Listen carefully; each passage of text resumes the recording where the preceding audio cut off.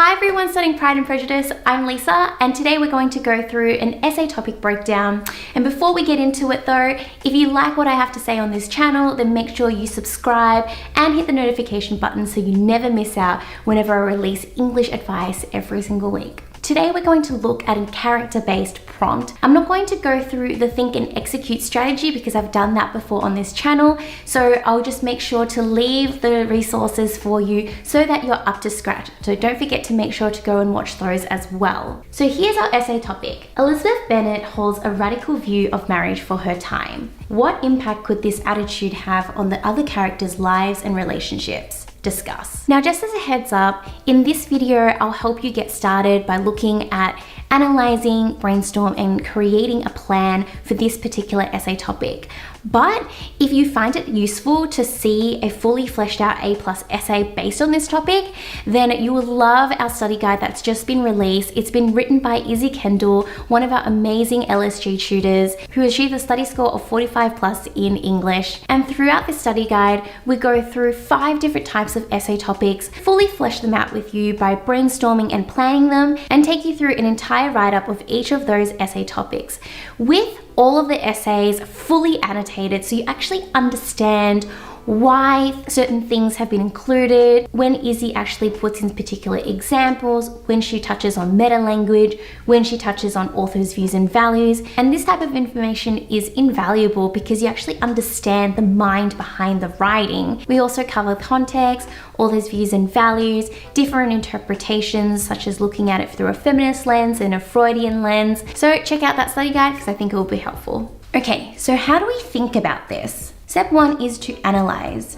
In other words, we're going to look at the keywords and have a think about their significance. Elizabeth Bennet holds a radical view of marriage for her time. What impact could this attitude have on the other characters' lives and relationships? Discuss. A character-based prompt is pretty self-explanatory as the prompt will have a specific focus on one character or a group of characters. While these essay topics might look relatively straightforward and simple, a lot of students find it hard to discuss ideas in a lot of depth. With that in mind though, what you can do is focus on the author's views and values and her messages. What is the author trying to convey through this specific character? What do they represent? Do they advocate for specific ideas, or does the author use this character to condemn a certain idea and action? Let's move into brainstorm to find out. This question is looking at the attitude Elizabeth Bennet has in regard to the expectation and institution of marriage, and how her view could impact the lives of the people around her. As always,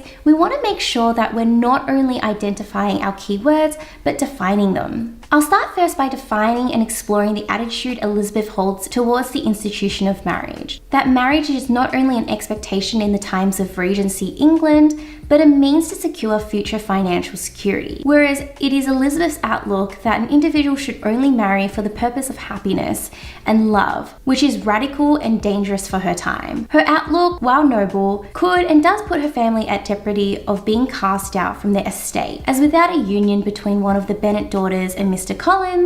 Collins would have had every right to kick them out as the only male inherent. I'll also look at the wider implications of Elizabeth's outlooks, seeing how that impacts the lives of other characters such as Charlotte, Darcy, and Bingley. Let's have a look at what our contention could be. And remember, my contention could be very much different from yours. There's not just one correct answer. While radical for her time, Elizabeth's progressive view of marriage can be seen to advocate for the rights of women and love and happiness, but also can jeopardize the livelihoods of those around her as Elizabeth is guided by selfish motives. So, what are our 3 body paragraphs? Firstly, paragraph 1. The radical view of marriage Elizabeth holds can be viewed as selfish and guided by her own self-interest, which is shown to negatively impact the lives of her family. Then in paragraph 2, I'll say, as Elizabeth diverts from the traditional approach to marriage, she encourages her friends and loved ones to follow their own hearts and morals rather than society's expectations. And in my last paragraph, because Elizabeth is depicted as a bold and beautiful woman, she's unable to recognize that her radical view is a luxury that not all characters have access to. So you'll notice that in each one of my topic sentences, I do focus on Elizabeth. However, what I'll do is ensure that through throughout my body paragraphs, I spend time talking about other minor characters. And this is important to understand because when we look at Elizabeth, it's not in isolation. It's in regards to her relationships with each one of the other characters in the novel that actually shapes our understanding of her. In this way, you'll be able to go into detail in each of your body paragraphs, because if you were to only focus on Elizabeth, that would make it very hard for you to dive into these ideas. So in this video, I haven't actually provided the examples I'll be using in each body paragraph, because what I want you to do is write them down in the comment section below. And for every person who leaves a comment, I'll do my very best to come back to you and offer you some sort of feedback and advice in return.